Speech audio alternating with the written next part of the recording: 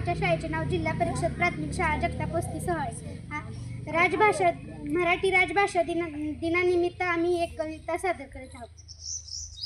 या काळाच्या भाळावरती